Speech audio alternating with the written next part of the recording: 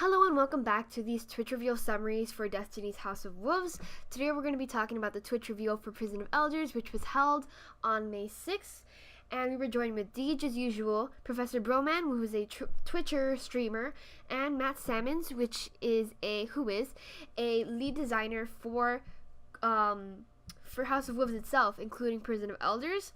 So the guys basically start off by showing us what the reef is going to look like and where Prison of Elders is located, and also Queen's Bay, and how the reef is going to look for us when we open up the map for House of Wolves and all that.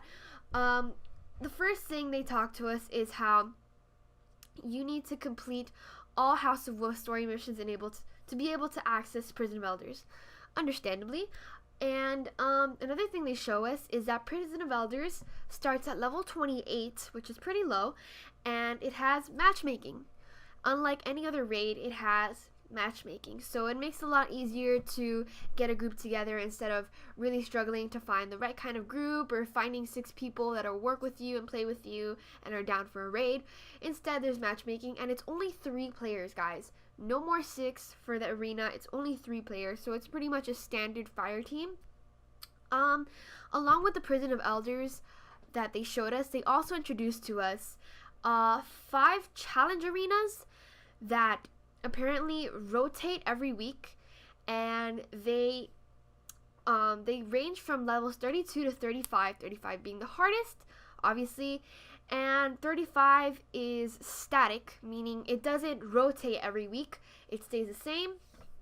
And I have no idea what's going to be in level 35. It sounds horrifying, but each of these challenge arenas have different varieties of enemies. For example, the one that was featured today in the Twitch reveal had specifically Hive and Cabal. More Hive than Cabal, but still a mix of both. Even though, like, for example, one of the rounds or the rooms that they had to go to would be purely Hive, and another room they'd have to go to would be purely Cabal. But yeah, and the way this works is that enemies come in waves, so it is what people kind of assumed, that it would be a survival mode type game, which is exactly what it is. You basically go into a room and they start you off with 3, and a room is considered a round, by the way, and they basically start you off with 3 waves that you have to complete, and once you complete the 3 waves, you're good. You're done with the room, and you're done with the round. Each wave gets harder, and there's more enemies, and as the waves continue, you start getting more majors instead of just like normal enemies. I think that's very important, that it definitely gets a lot harder. And basically, as I said before, each round has 3 waves, and each round is considered a room. Now, when you go into this challenge mode, at first you're going to be in a room that they call an airlock, and surrounded by you is going to be 4 or 5 doors, and you need to go into each one and complete each one, and each one is considered a round. And so you could say a door is the same thing as a round, and each one has 3 waves. And each round / door has a different modifier, such as primary weapon damage increase or melee damage increase, which sounds interesting, and this isn't something we've heard about before. But they also have the new stuff. Also, as soon as you get to the door, as soon as you get to the round, the first thing that's going to happen is that you're going to see this big servitor. And this servitor is actually Varix talking to you, guiding you through the Prison of Elders, and he controls this servitor kind of like, as Deej says it, a microphone, or just, it's kind of like a remote controlled servitor that Varix has for him to speak to you through. So he's hanging out in the tower, in the Queen's Bay, and he's just telling you what to do, or Prison of Elders. And you're going to hear Varix talking to you throughout the Prison of Elders or throughout these challenge arenas. just like the narrator in Crucible tells you when there's heavy ammo available, or when you control a certain spot or something like that. Barracks will tell you when you finish a round, when there's another wave coming in, that kind of thing. Another thing is that each arena / each round has a thing called critical objectives. So these critical objectives will either include you using a special weapon, or you using a special weapon is kind of considered like a relic, except it's an actual gun or a cannon, as you see in the Twitch reveal, a Scorch Cannon. Or you'd have to like defuse 3 mines, which is basically kind of like control spots in Crucible, but you do have to defuse them, and while you're defusing them, enemies are coming at you from everywhere. So it makes it a little harder, but you need to, the whole point of critical objectives is that you need to complete the objectives in a certain amount of time, if not everyone dies.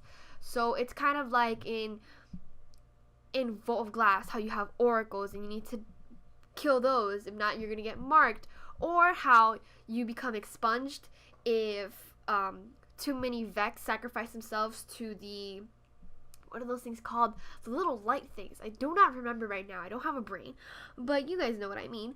And another really, really, really important thing I'd like to mention is that when you die, you start all over. There's no checkpoints. It's not like Vault of Glass that you have Atheon checkpoint, you have Templar checkpoint, or whatever. Or in Crota, you have Crota, Deathsinger, Lamps, Bridge, whatever you want to call it. In the Prison of Elders and these challenge arenas, that is not the case. If you die, you start all over, and you always have to run the full thing no matter what. So that makes it a little harder, and that makes it a little more interesting. And I wanted to mention a couple more things that were shown in the Twitch reveal, such as how there's a new type of grenade that enemies have, which are like a web mine thing. It's basically a big big void web that if you walk through it, it'll slow you down. It'll only slow you down. It won't slow down the enemies.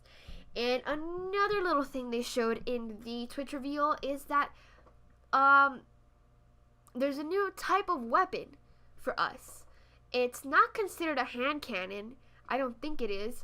The guys called it a sidearm, but it basically is a semi-auto pistol. And it looks like it. It looks like a tiny pistol. It doesn't look like a hand cannon. So that's going to be really interesting to look at. I'm going to show you guys the picture of the one that Matt Salmons had. I'm going to show you guys what it looks like and stuff so you know what I'm talking about. And that's pretty much it, guys. That's pretty much all there is to tell you about this Prison of Elders thing, other than one other thing or whatever, is that revives have a timer. You know, when you're going to revive someone, it has a timer, just like Vault of Glass. So that's pretty much everything that was shown. I took notes and everything so you guys could know everything. And as you can see through the title, I'm calling this series, even though the series is going to be over like in the next episode, it's what you need to know about Prison of Elders, Trials of Osiris, all that other stuff. So if you missed my other episodes, go check them out. I did one for Trials of Osiris and for the Reef reveal, and this one now. So last episode for Trials of Osiris, I showed you guys the footage of them playing Trials of Osiris and playing Crucible and stuff.